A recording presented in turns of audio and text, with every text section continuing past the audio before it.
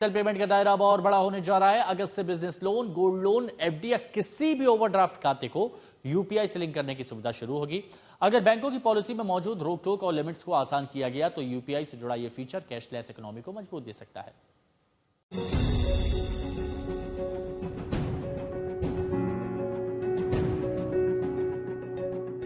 UPI से payment करने वाले करोड़ों लोगों के लिए अगस्त से एक बड़ा बदलाव होने जा रहा है। दरअसल national payments corporation of India यानी एनपीसीआई ने इस महीने एक सर्कुलर जारी करके नई गाइडलाइंस लागू करने का फैसला किया है। इसके बाद लोन्स और ओवरड्राफ्ट फैसिलिटी को सीधे यूपीआई से जोड़ा जा सकेगा। एफडी, गोल्ड, प्रॉपर्टी, शेयर और बॉन्ड के जरिए लिए गए क्रेडिट से भी यूपीआई पेमेंट होगा। मतलब अगर आपने बिजनेस लोन लिया है तो अब उस अकाउंट को भी अपने फोन पे या पेटीएम जैसे यूपीआई ऐप से लिंक कर पाएंगे और उसी अकाउंट से पेमेंट कर पाएंगे। भारत वो देश है जहां 3 से 3.5% पॉपुलेशन के पास क्रेडिट कार्ड का एक्सेस है। एमएसएमईज जो छोटे और मीडियम साइज के बिजनेसेस होते हैं उनका क्रेडिट बहुत लिमिटेड है। यूपीआई पे क्रेडिट देने से इन बिजनेसेस को, इन व्यक्तियों को क्रेडिट का ज्यादा एक्सेस मिलेगा। उनके पास अब अपॉर्चुनिटी होगी पैसा वहां लगाने की जहां उनको रिटर्न मिल सकता है। जिस रेट पे उन्होंने क्रेडिट उठाया उससे ज्यादा अगर रिटर्न मिलेगा तो ये उनकी आय बनती है, उनकी आमदनी बनती है। अभी तक क्रेडिट लाइन का इस्तेमाल केवल मर्चेंट पेमेंट्स यानी दुकानों पर खरीदारी के लिए ही हो पाता था, लेकिन अब पर्सन टू पर्सन ट्रांजैक्शन की सुविधा भी मिलेगी। Person to small merchant transaction भी इसी क्रेडिट लाइन से हो सकेगा।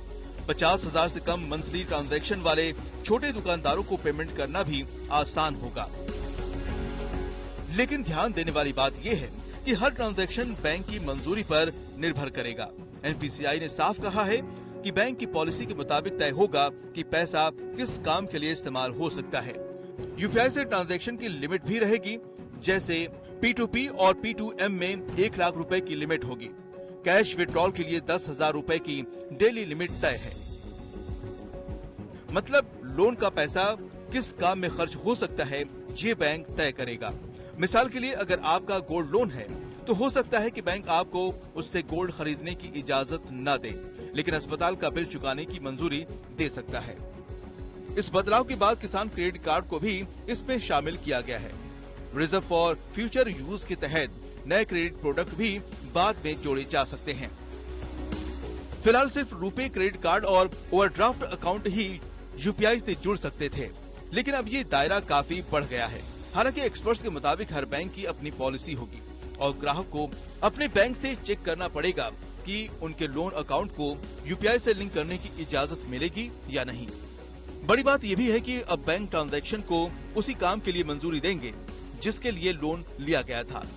अगर बैंक को ट्रांजैक्शन संदिग्ध लगे या लोन के मकसद से अलग लगे तो ट्रांजैक्शन डिक्लाइन भी हो सकता है। आज तक ब्यूरो।